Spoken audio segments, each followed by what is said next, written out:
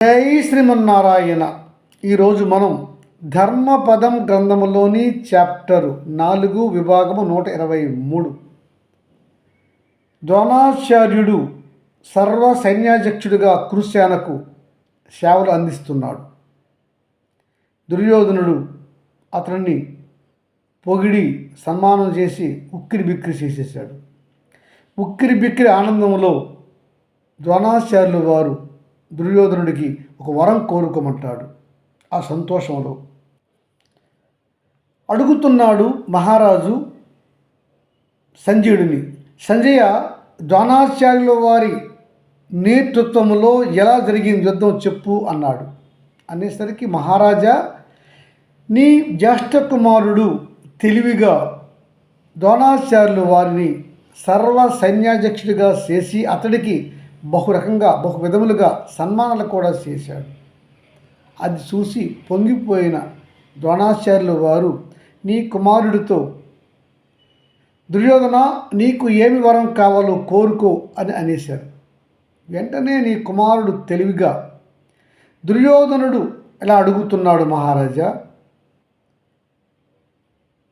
గురువర్య, నాకు ధర్మరాజును ప్రాణాలతో పట్టి తెచ్చి నా ముందు ఉంచండి అని వరం కోరాడు నీ కుమారుడు. అలా నీ కుమారుడు వరం కోరేసరికి ద్రోణుడు సంతోషించాడు. భేష్ దుర్యోధన, నీకు కూడా ధర్మము బాగా తెలియను. ధర్మాత్ముడైన ధర్మరాజును సంహరించమని అడుగుతువేమో అని అనుకున్నాను, కానీ అతడిని ప్రాణాలతో పట్టి తెచ్చి ఇమ్మని కోరావు అంటే నీ ఉద్దేశం నాకు అర్థమైనది. నీవు ధర్మరాజుతో స్నేహం చేస్తావు, అతనికి తన అర్ధరాజ్యం ఇచ్చేస్తావు, అంతే కదా? అదే నా ఆలోచన అనుకుంటున్నాను. కరెక్టేనా నా ఆలోచన? చెప్పు అని అడిగాడు ద్రోణాచార్యులు వారు దుర్యోధనుడిని. గురువర్య, అది కాదు నా ఆలోచన, చెప్తాను వినండి. ఒకవేళ మీరు ధర్మరాజును యుద్ధంలో సంహరిస్తే పంతము పట్టి కక్షతో ఆ అర్జునుడు భీముడు మమ్మలను బతకనీయరు. ఒకవేళ కర్ణుడు అర్జునుడిని భీముడిని సంహరించినా కూడా మా పైన కక్షగట్టి ఆ దేవాది దేవుడైన శ్రీకృష్ణ పరమాత్మ తన సుదర్శన చక్రముతో మమ్మల్ని అందరినీ ఖండించి యావత్తు భూభాగాన్ని, భూదేశాన్ని, ఈ రాజ్యాన్ని కుంతీమాతకు ఇచ్చివేస్తాడు. గనుక మీరు ధర్మరాజును ప్రాణాలతో బంధించి నా ముందుస్తే నేను మరలా మా శకుని మామ సహాయంతో ధర్మరాజుతో మాయాజోదం ఆడి ఆ జన్మాంతము ఆ పాండవుల సంతానము పత్రులు అందరూ కూడా వనవాసం చేయాలని నేను నిబంధన పెడతాను. ఆ జోదములో తప్పక మేమే గెలుస్తాము. అందువల్ల పాండవులు, వారి యొక్క సంతానము, పత్రులు అందరూ కూడా ఆ జన్మాంతము అడవుల్లో ఉంటారు. నేను, నా తమ్ములు, నా సంతానము ఈ యావత్తు కురు సామ్రాజ్యాన్ని పరిపాలన చేసుకుంటాము. మేము అష్టైశ్వర్యాలు అనుభవిస్తాము. ఎందుకంటే జోదంలో ఓడిపోయిన ధర్మరాజు ధర్మము తప్పక అడవులకు పోతాడు. ఆ జన్మాంతం అడవుల్లోనే ఉంటాడు. అతని మాటను కాదని చెప్పే అధికారం ఎవరికీ లేదు పాండవులకు. కనుక ఆ పాండవులందరూ కూడా అరణ్యాలకు పోతారు. అప్పుడు మాకు శత్రు భయం అనేది జీవితాంతము ఉండదు. ధర్మరాజు యొక్క ధర్మ బుద్ధి ధర్మశీలతయే మాకు శ్రీరామ రక్ష కదా అని చెప్తూ అంటాడు. అలా కాకుంటే గురువర్య, మేము ఆ అర్జునుడిని భీముడిని గెలవగలమా? అందుకని నేను ఈ విధంగా పథకం వేసి మిమ్మల్ని కోరాను, నా కోరిక తీర్చండి అని కోరాడు ధర్మరాజుకి తమ్ముడు, దుష్టరాజుకి జ్యేష్ఠ కుమారుడు దుర్యోధనుడు. అది విన్న మహారాజు అంటున్నాడు ధృతరాష్ట్రుడు, సంజయ, శశి, వీడు దుర్మార్గుడు, వీడికి బుద్ధి రాదు, ధర్మము తెలియదు. గురువుగారి యొక్క ఆలోచన బాగానే ఉన్నది కదా, కానీ ఈ దుర్మార్గమైనటువంటి దుర్యోధనుడికి అవన్నీ పట్టవు. ఏం చేస్తాం, వాడి కర్మ అన్నాడు మహారాజు. మహారాజా, నీ జ్యేష్ఠ కుమారుడి యొక్క కోరిక విన్నటువంటి ద్రోణాచార్యుడు ఆశ్చర్యానికి గురయ్యాడు. చిచి, ఈ దుర్మార్గుడు అయినటువంటి దుర్యోధనుడికి మరి మంచి బుద్ధి రాదా? ధర్మం అంటే ఏమిటో తెలియదా? అయ్యో, ఎంతటి కుచిత బుద్ధి, ఎంత కల్మషమైన బుద్ధి, ఎంతటి అన్యాయమైన కోరుతున్నాడు. వీడికి ధర్మం అంటే అస్సలు తెలియనే తెలియదు, ఎన్నటికి కూడా వీడికి బుద్ధి రాదు అనుకున్నాడు ఆ ద్రోణాచార్యుడు. అంటున్నాడు, దుర్యోధన, నీవు నేడు ధర్మయుద్ధములో ఉన్నావు. ఈ ధర్మయుద్ధ రంగంలో కూడా అధర్మము, అన్యాయము నీ ఆలోచనలు ఆ విధంగా ఉండవచ్చునా? ఇప్పటికైనా ధర్మంగా ఆలోచన నీకు రాదా? ధర్మంగా ఉన్న ఆ ధర్మరాజును పట్టి తెమ్మంటున్నావు ఇందుకోసమా? ఇది నీకు పాడి కాదు, నీకు ఇది ధర్మము కాదు, ఆలోచన చేసుకో అనేసరికి నీ కుమారుడు చెప్తున్నాడు, మహారాజా, గురువర్య, మీరు నాకు వరం కోరుకొనమన్నారు.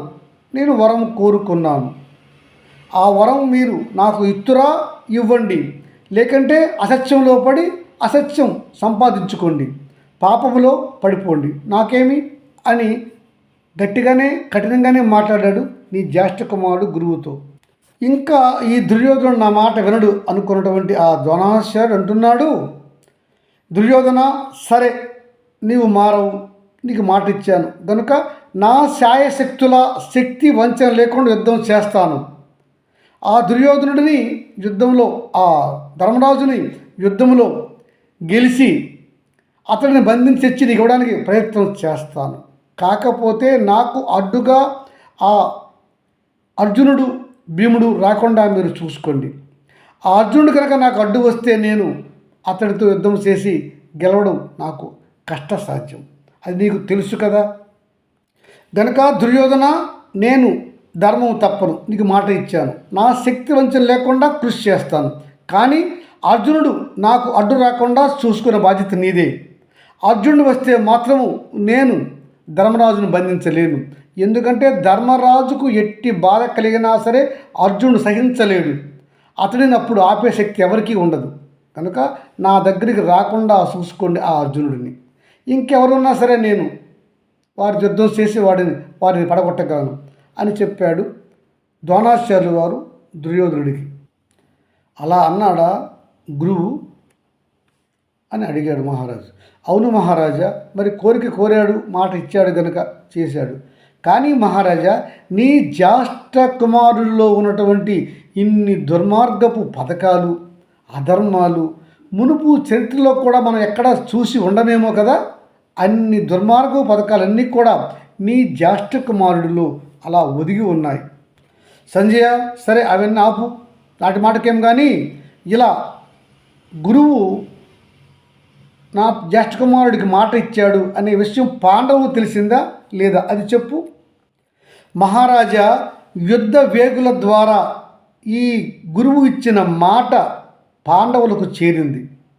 అది చేరిన తర్వాత ధర్మరాజు భీతిల్లుతున్నాడు.